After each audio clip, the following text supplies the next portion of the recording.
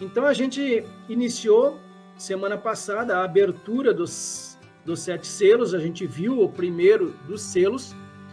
Então, como eu falei a respeito dos sinais da vinda de Jesus, embora esses sinais da vinda de Cristo, eles estejam mais relacionados, então, com a grande tribulação, eles já podem ser percebidos. Com certeza, nós já estamos observando isso há 2000 anos, e isso tem aumentado.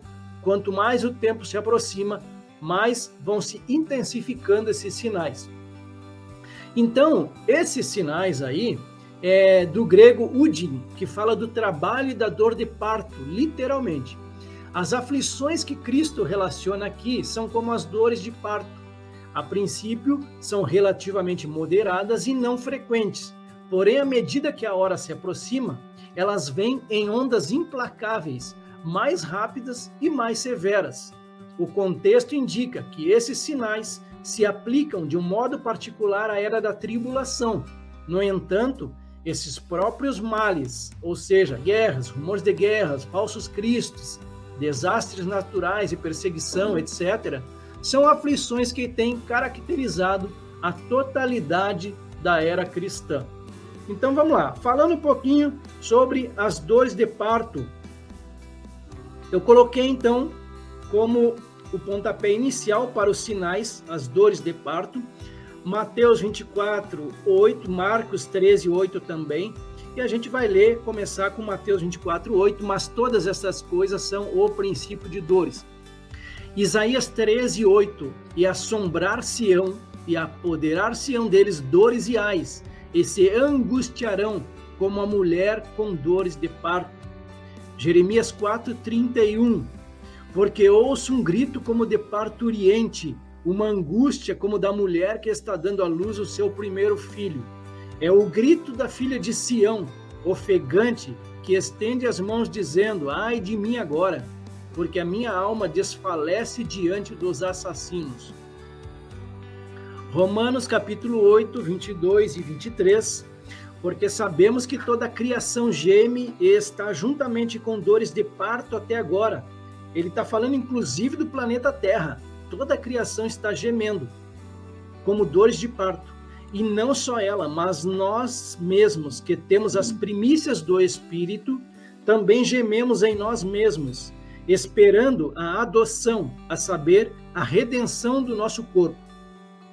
1 Tessalonicenses 5:3, pois que, quando disserem a paz e segurança, então lhes sobrevirá repentina destruição, como as dores de parto, aquela que está grávida, e de modo nenhum escaparão. Enganos, falsos cristos e falsos profetas. A gente já viu isso aqui no comecinho de Mateus 24. Aqui estão as outras referências a respeito disso, e a gente vai ver algumas também nessa noite. Mateus 24, então, versículos 4, 5, 11 e 24, falando exclusivamente sobre falsos cristos e falsos profetas. E Jesus respondendo disse-lhes, acautelai-vos que ninguém vos engane, porque muitos virão em meu nome dizendo, eu sou o Cristo, e enganarão a muitos, e surgirão muitos falsos profetas e enganarão a muitos. Versículo 24, porque surgirão falsos cristos e falsos profetas, e farão tão grandes sinais e prodígios, que se possível fora, enganariam até os escolhidos. Então, os falsos profetas, hoje, em nossos dias, eles já estão aí proliferando, principalmente na internet.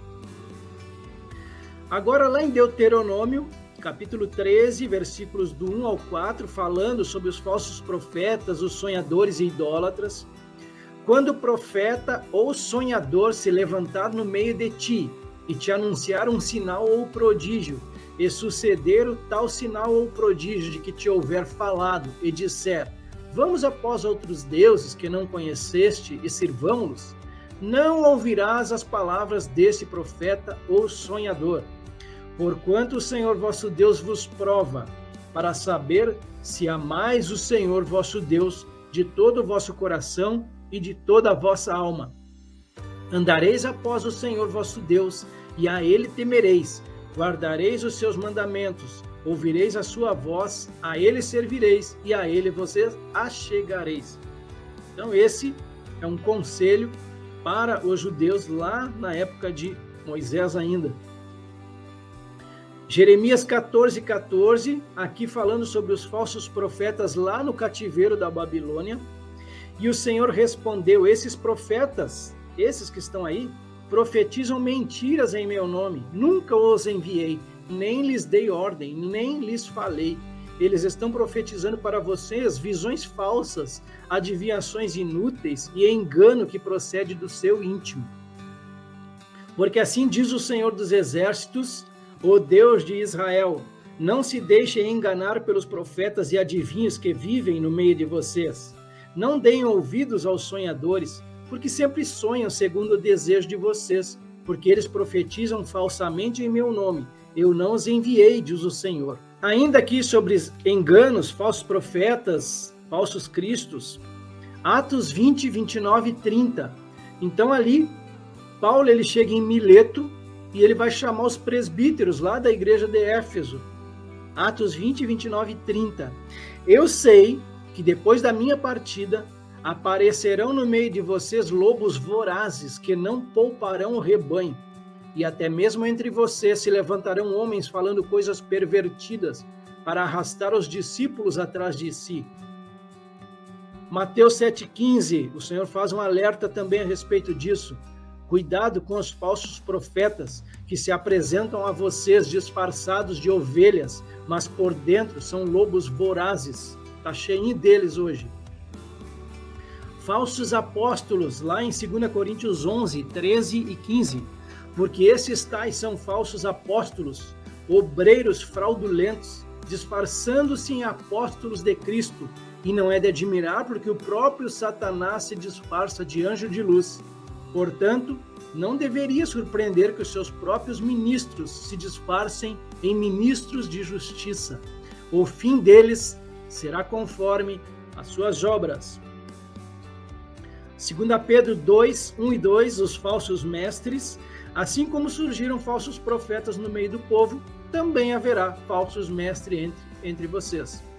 Eles introduzirão heresias destruidoras, chegando a renegar o soberano Senhor que os resgatou, trazendo sobre si mesmos repentina destruição. E muitos seguirão as suas práticas libertinas, e por causa deles o caminho da verdade será difamado. E os espíritos do anticristo, que está lá em 1 João 4, 1 ao 6. Amados, não deem crédito a qualquer espírito, mas provem os espíritos para ver se procedem de Deus, porque muitos falsos profetas têm saído mundo afora. Nisto vocês reconhecem o Espírito de Deus. Todo espírito que confessa que Jesus Cristo veio em carne é de Deus, e todo espírito que não confessa isso a respeito de Jesus não procede de Deus.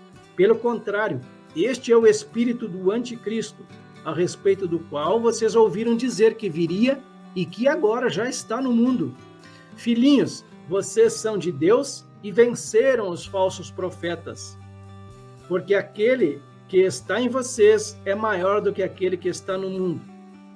Eles procedem do mundo, por essa razão falam da parte do mundo e o mundo os ouve.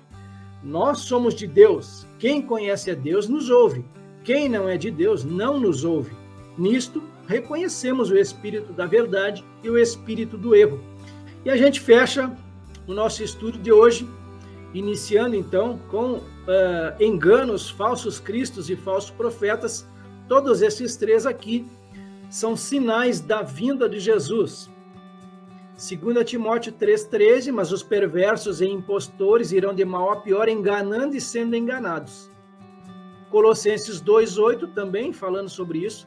Tenham cuidado para que ninguém venha a enredá-los com sua filosofia e vãs sutilezas, conforme a tradição dos homens, conforme os rudimentos do mundo e não segundo Cristo. E eu fecho com um spoiler lá em Apocalipse. Apocalipse capítulo 13. Vi ainda outra besta emergir da terra. Tinha 2 chifres, parecendo cordeiro, mas falava como dragão. Também opera grandes sinais, de maneira que até faz descer fogo do céu sobre a terra, diante de todas as pessoas. Então a gente fecha o nosso estudo de hoje. Semana que vem a gente dá prosseguimento aos textos que falam a respeito dos sinais da vinda de Jesus. Últimos tempos, né, meu irmão? Não tem outra palavra. Os últimos tempos. Estamos vivendo os últimos tempos nessa terra aqui. O negócio está tão virado do avesso que, olha, tem informações aí, né, quanto à ideologia de gênero. Nossa, é apavorante, né? Contra nossas crianças. O diabo, ele é sujo, ele está agindo nos inocentes, né? Mas, enfim, né? Vamos fazer diferença aí com esses pequenos aí, poder e falar o quanto antes, né? Da palavra de Deus para eles, para que essa sementinha, né? Dê fruto lá na frente, porque realmente não tá fácil. Mas, enquanto a gente existir nesse mundo, vai ser isso, e daí para frente, né? Vamos ter fé e continuar com a nossa missão, né? Tentar resgatar essas almas aí, não só das crianças, mas dos pais, né?